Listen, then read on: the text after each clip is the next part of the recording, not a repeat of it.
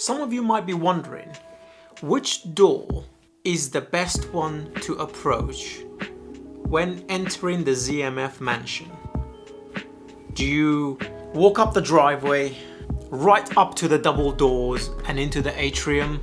Or maybe you would like to take the side garden route and take the little side door. Less ostentatious perhaps, but maybe the gift the house is looking for at that point, that social dictates should be appropriate according to the occasion, might be a little less small. A less wordier way of putting it is, you'll end up spending less money. But is this always a good thing? Well, this is where we discover that. Let's talk.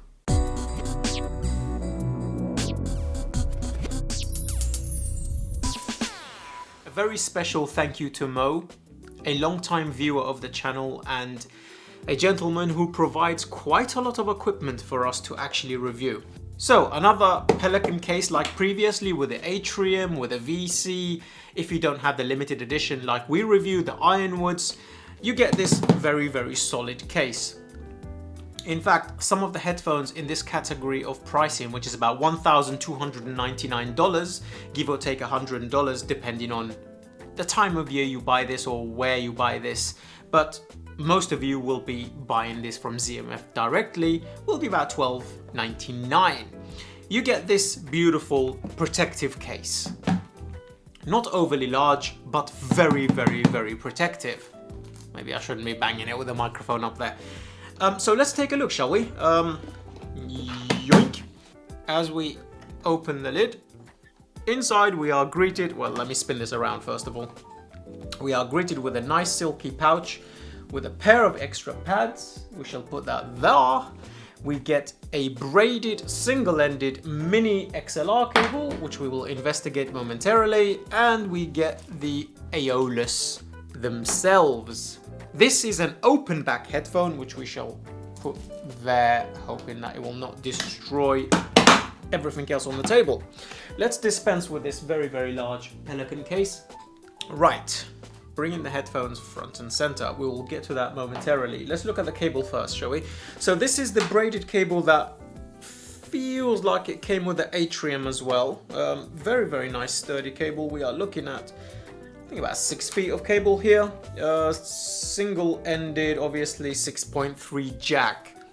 Does this cable keep its shape? No, very straight, very nice. Mini XLR connectors look pretty good actually. 6.3 jack, very sturdy.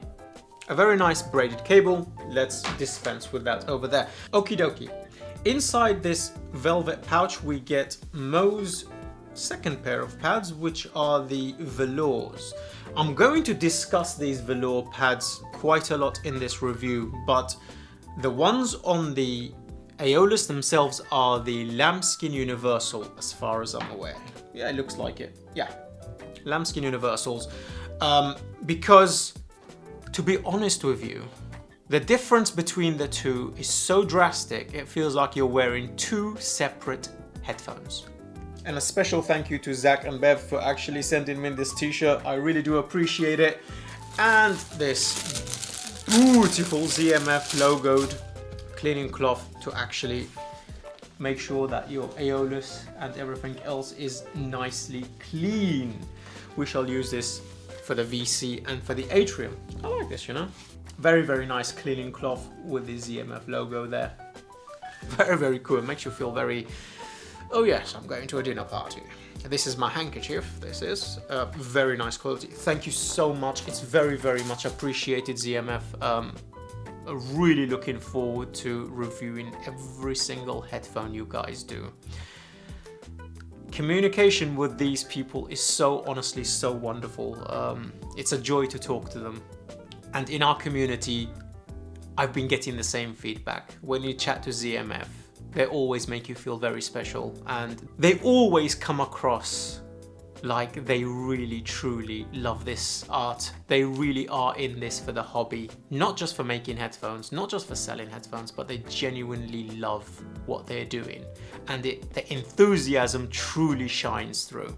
So thanks Bev, thanks Zach, it's very, very much appreciated. So the Aeolus, these sit at the bottom of the spectrum of ZMF headphones, because above those you have the O-Tour, which I believe might be discontinued now, and then you have the VC and VO, Verite closed and Verite open, obviously the Atriums, and I believe down the future the Atrium closed back is coming, so thoroughly excited for those.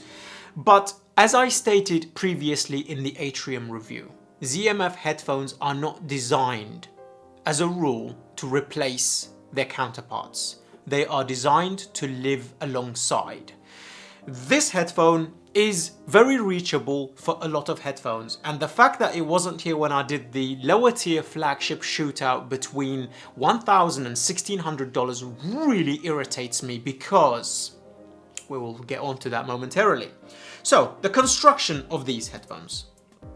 It's very much designed like another ZMF headphone, like the Verite closed, like the Atrium, but not as refined. I mean, this is beautiful, it's very nicely made, but you can tell in the detailing on the cups and on the grills that Atrium, for example, is quite a ways ahead of these. These are a bit more rough and a bit more rugged looking, but extremely light, very, very light in fact, actually, weighing above 400 grams, I think, alongside the Atriums, which is really exceptional. I've had absolutely no issues whatsoever with these headphones on my head. They are very light, and the headband and the head strap is reminiscent of the others in the lineup.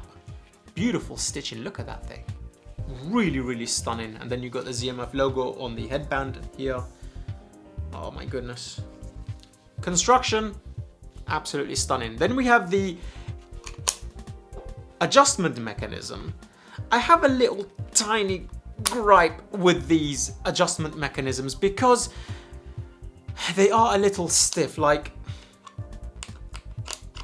when you do it like this, tilt it at an angle, you can adjust pretty easily, but adjusting this on your head is impossible. Adjusting this just like this, I'm scared I'm gonna break it, is almost impossible. You literally have to almost get the angle of the rods inside the housing to adjust it, but it works extremely well. They do not come undone. We have these beautiful cups, obviously lathed and machined and handmade over at ZMF. I think they're in Chicago. Would love to visit the workshop at some point in the future. Hint, hint, wink, wink. Invite us. I honestly love that company. I would love to see how this is produced from start to finish. A tour in one of their facilities would be just absolutely mind-boggling. Obviously, we have mini XLRs underneath, and then we have these metal grills. Rotation is very easy. These do lay flat. They tilt forward and back, obviously, so you can adjust these to your head very, very easily. There's no creaks, there's no squeaks. Sesvara up there, please learn something. When you tilt Sesvaras like this, they squeak like a $300 pair of headphones, which is very, very, very unsatisfying. Now, these rods and stuff, as usual, obviously with ZMF headphones, everything can be replaced and you can always change to the color of your preference. Beautiful. Okay, this headband. Now, thanks to Zach and Bev again, they sent over the Crescent Atrium headband. Once you go with this headband, it's very, very difficult to go back to these other headbands. Look, it's broader, slightly. Inside, underneath, is these little wedges of padding. Like this here. Honestly, it just, for comfort, this is already extraordinarily comfortable, these Aeolus. This just takes it to another whole new level. These are exclusively for the VC Ironwoods, which I'll be testing on when the VCs come back, and obviously to test out other ZMF headphones as they come in for review. So these are the headphones. Beautiful, nicely designed. What do you expect? It's a freaking ZMF. ZMF headphones are like a work of art, honestly. So, light, comfortable, beautiful.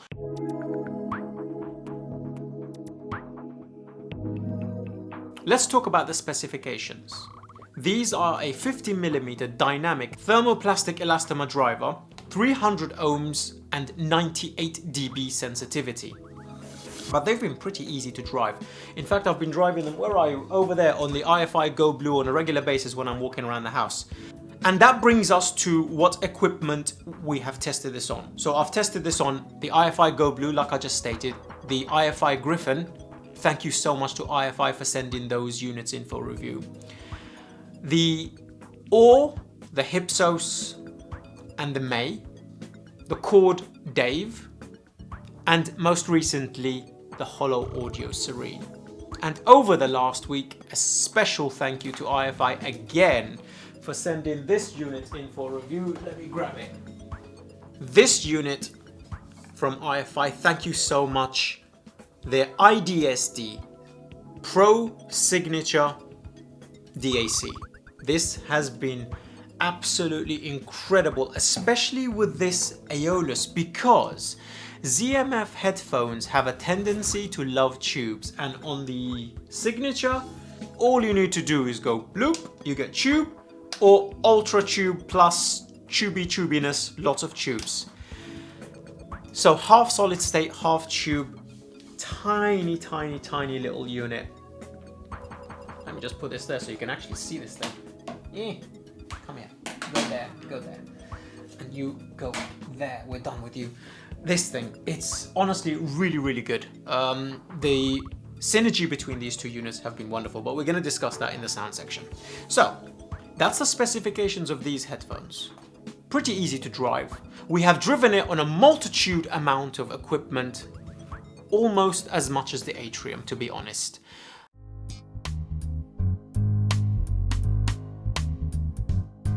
Before we break down the frequency response of the Aeolus, let's first take one of the hardest tracks we use as a test track here at CMA and see how this headphone handles it compared to its brethren, the Atrium and the VC. So this being Hans Zimmer's Pirates of the Caribbean live track from Cobas. This complicated track has around 50 instruments, plus vocals, plus you've got the depth of the stage, the width of the stage, the environment, the reverb, and it's a fantastic test track for headphones, and most headphones can't resolve it properly, obviously. As you can imagine, there's only been 1 or 2 headphones where it's in the 8 out of 10 or to 10 out of 10 category, Sasvara being one of them, obviously. Atrium did pretty well. Check that review out for comparisons. But here's what happened on the Aeolus, so you can listen along to this track and actually get a good idea of how this headphone images, how it deals with transparency, separation, impact, layering, etc. As the track begins, on our right, we find the horns and stuff is authoritative, the strings that is actually coming through with good resonances and good body. So there is immediate grabbing of attention. You find yourself, obviously with the lambskin universals, you find yourself immediately captivated by the song, which is always a fantastic start. So it's not thin sounding, it's got good body in the sub bass region and in the mid bass as the impact of each note hits. Very good. Transparency and resolution is pretty high. A lot of the instruments at this point is mid-centric, and because mid-range is so wonderful on ZMF headphones as a rule, you do feel pulled in. But can you actually hear the nuances of the instruments? Can you hear where the note begins and its trailing characteristics afterwards? I would say not quite. The impact is pretty good at the beginning of the note. You get a good edge of attack, you get nice textural information, but it's slightly smooth. Not overly smoothed up. So for example, like, where are you? An AirPod Max up there, where obviously we are comparing a Bluetooth headphone, but that is the industry's best Bluetooth headphone at the moment. Apparently Solitaire P have come out with one, which I can't wait to review, but that's been my standard at the moment on the channel, where everything feels Like, there is a note, you know what the note is, but there is no edge, there's no ending, there's no texture. But this Aeolus has good texture, it's pretty fantastic. But the overall detail is not as apparent as an Atrium or anywhere near a VC, a Verite closed. Then we find the track progresses. We get a good level of staging, especially in the depth. I was listening to the, where are you? Oh, I'll put it back over there. The signature from IFI using tubes. It's so convenient, honestly. These do play nicely with tubes, especially in that beautiful mid-range. So you get a good impression of how the stage is, its depth and its width. It's kind of open sounding, not overly airy, because the treble region on this headphone is not overly bright or overly extending, but there is good extension there, good enough. So you get a good scope of the actual stage. Reverberation of the instruments around the walls of the stadium and the stage is pretty apparent, it's not bad at all. But as we progress in the track and all the other instruments come in and the drums come in, we find good impact of the drums, good texture of the drums. Drums is really good on ZMF headphones as a rule, and it's pretty damn good on Aeolus. I'm actually really surprised by its body, its texture, its resolution, its tonal balance. It's exceptional. Especially at this price point. I mean, this is the lower tier of the flagship headphones. In fact, this headphone is performing so well in this category that I really needed it to be in the open back lower tier flagship shootout. This is a wonderful entry to ZMF's line of headphones. But there are problems. As we get into the crescendo of the track, where the vocals come in, where the horns come in, and you got the impact of the drums simultaneously, you find the 3 or 4 loudest peaks of the instruments and vocals are most prominent in the soundscape. Everything else, you've got to remember there are at least 50 instruments in this track, are not smeared, but overly smoothed over so that they can't be identifiably pointed out as a rule. You get a good scape of the song. Separation is alright. It's alright. I think the Focal Clear MG separated better. I think HD800S separates exceptionally better. I think Atrium separates wonderfully better. But it's not a bad experience. But you find, as a rule, the highlights of the notes of those 3 or 4 instruments are dominant in the soundscape, so that it feels as though there is only up to about 5 or 6 instruments plus the vocals for this specific track. And that's not the case. It's overly nuanced, it's overly comprehensive, it's overly complicated, and you only find that with the higher end of headphones. With this track overall, you are finding new information every time you use a different headphone, especially in the flagship category. But on this, it was just enjoyable. What it does is let you know that the song is playing, it's not discordant, it's pleasurable. But if you're looking for analytical listening, this is not one of them. This is what the song's doing. We're showing you the best part of the song. That's all we're gonna get. Switching over to our Infected Mushroom tracks from Back to the Source. You can literally choose any of these tracks in this album because they're layered very well. There's a few instruments, they're separated ultra well. The reverb and decay of all the tracks are pretty wonderful. So taking a random track from this album, honestly I found the performance to be rather the same across the board. Wonderfully punchy, surprisingly so in the mid-bass. You get good sub-bass texture, you get good sub-bass notes that are sustained. ZMF have got this wonderful characteristic of being able to sustain the sub-bass notes without it rolling off, and anywhere around 30 Hz and slightly below, is very, very, very, very apparent. It's very slammy. It's very, very gritty. You can identify the instruments not on the levels of Atrium where every instrument is separated wonderfully well, but it's a good overtone. I find that when you have a few instruments in the track, separation is very well. It doesn't get convoluted. You have vocals here, you have synth here, you have cymbals there, you have the attack of the bass drum right here below the singer. These are very easily identifiable and you can just point to them. And the space between each instrument is okay. It's not on the level of VC on tubes, no way, but it's okay. You get a good presentation of what's actually happening. I really, really do love these headphones, legitimately. I'm really surprised by them due to the fact that these velour pads honestly did not do them justice, and I thought at that point I'm not happy until I changed over to these lambskins. And when I did, then the true nature of these flagships actually did come out. Because these are a flagship headphone, remember, they're like $1,200, $1,300. They're built like a flagship, they look like a flagship, they are a performing flagship headphone. So with that, shall we discuss the sound?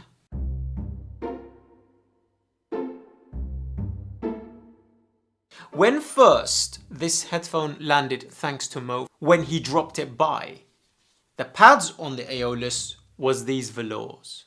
And with the velour pads, the overall sound was very warm, very dark, but sounded a little bit broken to my ears. So I thought, okay, let's give this time.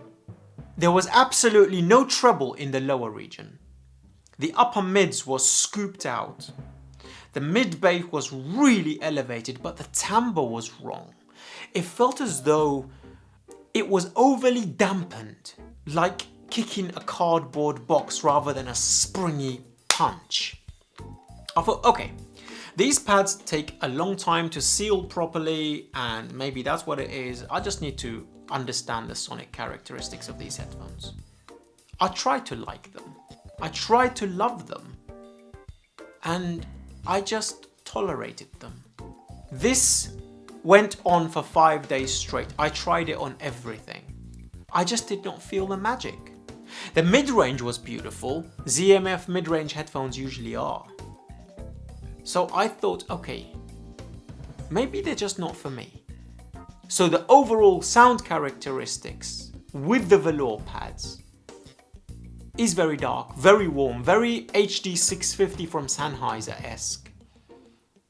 Mid-bass boost, sub-bass boost, very, very mid-forward in the lower region. Upper mid-range scooped out, lower treble region scooped out. Definitely not a sound characteristic I was a fan of. I mean, I tolerated it. It's nice. It sounds like it gives you a big hug. But then I remembered there was another pair of pads in the Seahorse Pelican case thing, the universal lambskins. And ZMF headphones are notorious for pad rolling. They are the best in the industry for pad rolling, in fact.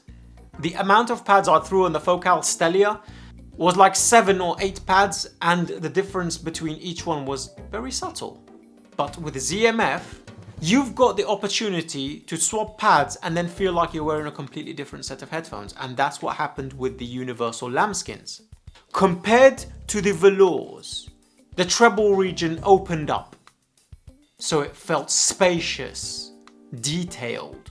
The upper mid-range came back, so that the mid-range felt focused, with a beautiful rise. Very transparent, mid-bass. This is where the biggest drastic change happened. That odd timbre I told you about, where it felt like it was kicking a cardboard box, where it felt like overly dampened, went away. It dropped by about 3 or 4 dB.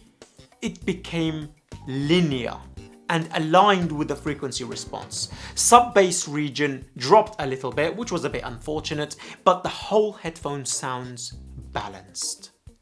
It sounds dark, warm, with beautiful treble extension. Now this is a headphone I love.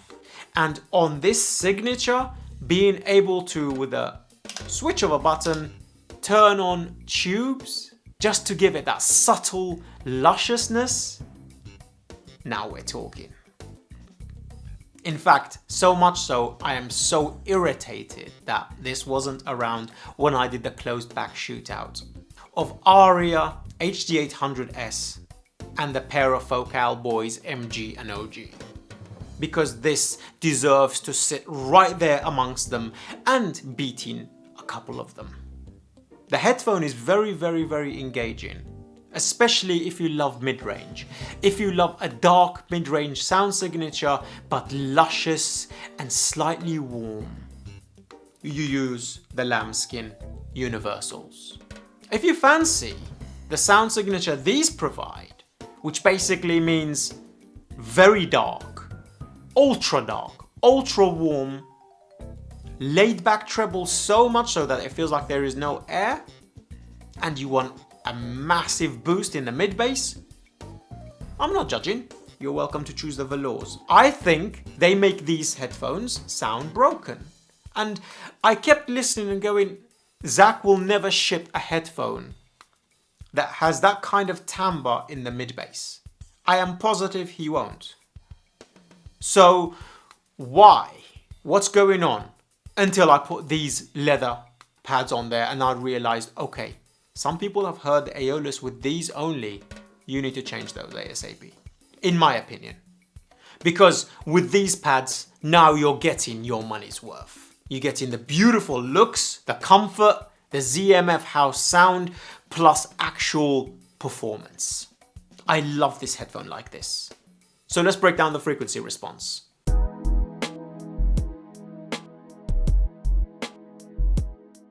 With these pads, and then bring in the velours in while we do so. Sub-bass region, elevated, a bit muddled. The texture is not quite apparent on the velours. It's a bit too combined with the mid-bass region. On the lambskins, it's tamed down a lot more, so you can actually get textural information from the instruments in the sub-bass category. But I don't think this goes as low as these do. These kind of feel like they're going right down low to about 30 Hertz or so.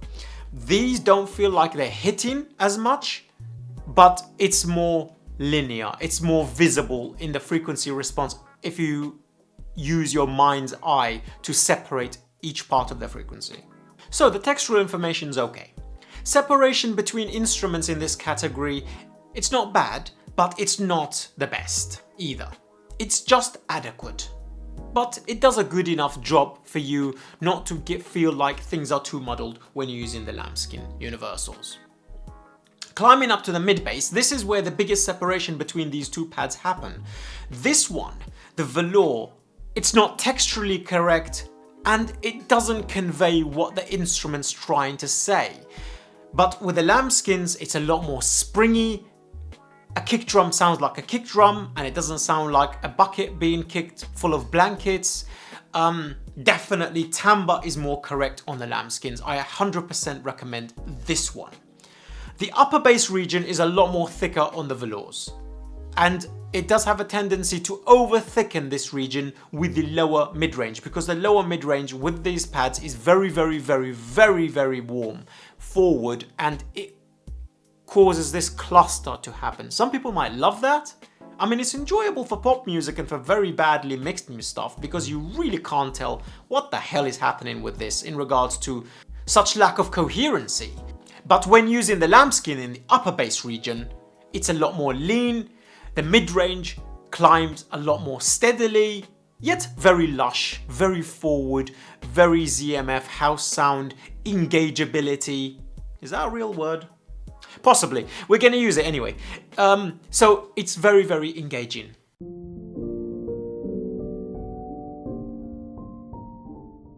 Both of these is very good. In fact, to be honest with you, I really do love the velour for the mid-range. It's very warm. It's actually warmer than this. And it's a lot more thick and syrupy. It's ridiculous words to use to define audio, but I hope you follow what I'm saying. Like a thick, tubey sound these velours provide. But I think for coherency's sake, for spaciousness, for instrument separation in the mid-range, the lambskins win hands down. The upper mid-range on the velours is non-existent. Honestly, it's barely there. It's like a massive scoop that's been taken out of the frequency response. And I have said time and time again, I'm very sensitive to this area, but not that sensitive. So these, some people might like it. For me, it's a no-no. The lambskins bring it back out. The tuning sounds more correct. It's ridiculous how much of a difference these lambskins make to the actual overall timbre of the headphones. It's kind of insane. Like insane, the difference these two pads make on these headphones. So upper mid-range, definitely more focused on the lambskins. I prefer it.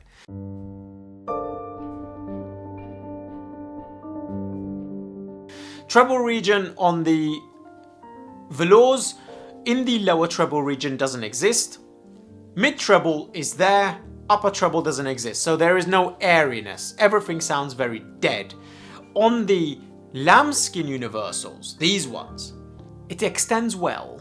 It illuminates the instruments because of that dark mid-range. Gives okay detail and a good edge of attack to instruments in that region. There is a rise around 5.5 to 6K. It's energy filling rather than being fatiguing overly so or sibilant. It's none of these characteristics. It's just that there is a little bit more energy there than I'm a little bit comfortable with, but it's enough. And I think most people will not have that problem at all in the slightest. And when you use bloop, the tube section in the signature, it gives things definition, good snap, good attack, illuminates that dark sound signature. So that's a rough outline of what the frequency response does. Let's talk about the equipment pairing and how it's been.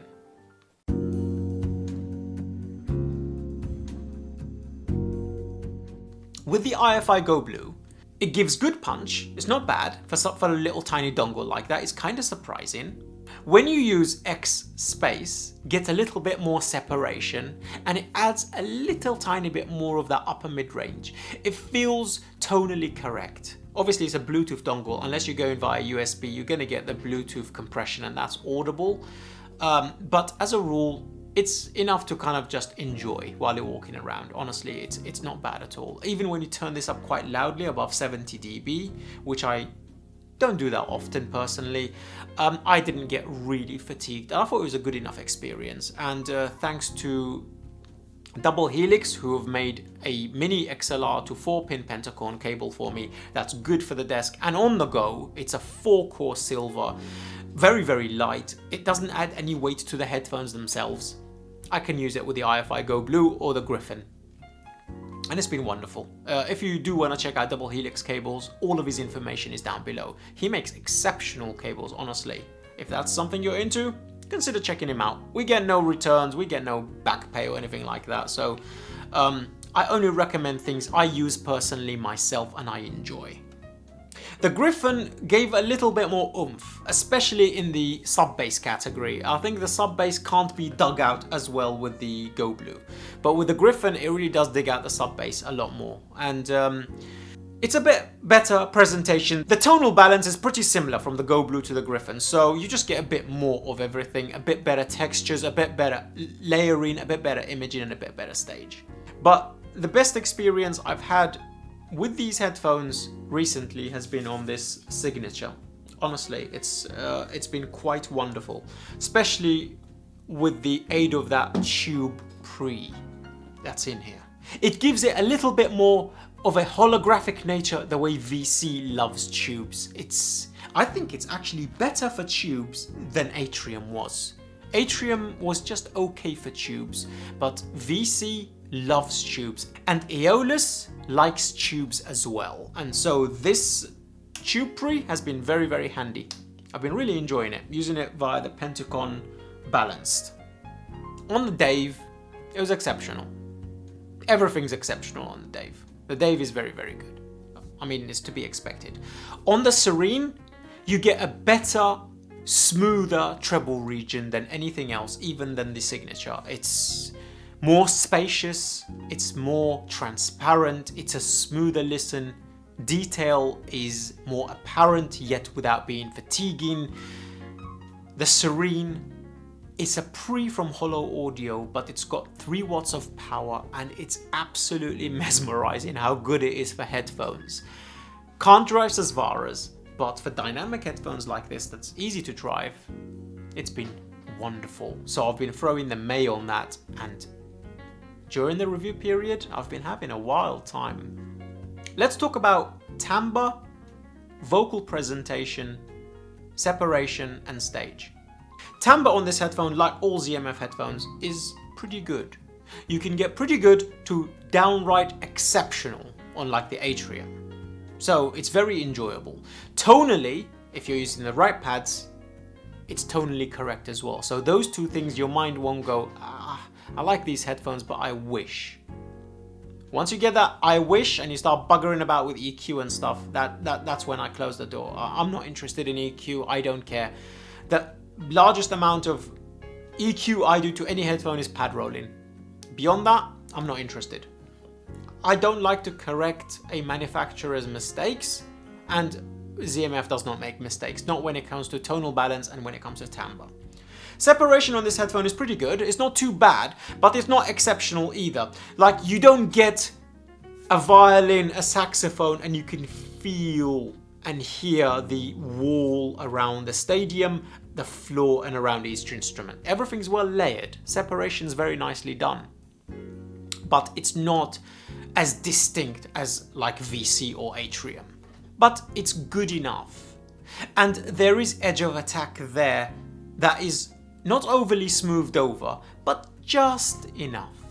Just enough to get a taste. So you get the grit of a bow running down a cello, but it's not overly emphasized like an LCD5. It's just enough. Everything is just enough with these headphones, with these pads.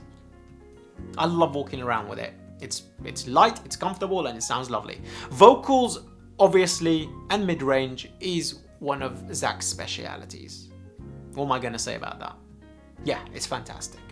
And it's better than a lot of the lower tier flagships, like Vocal Clear MG, Vocal Clear OG, LCDX. It beats all of those. For mid-range and vocals, I'm sorry, it beats all of them. Even HD800S has far more resolution, like way more detail and resolution, but tonally, this is more correct. Timbre, this is more correct. It's just the way it is.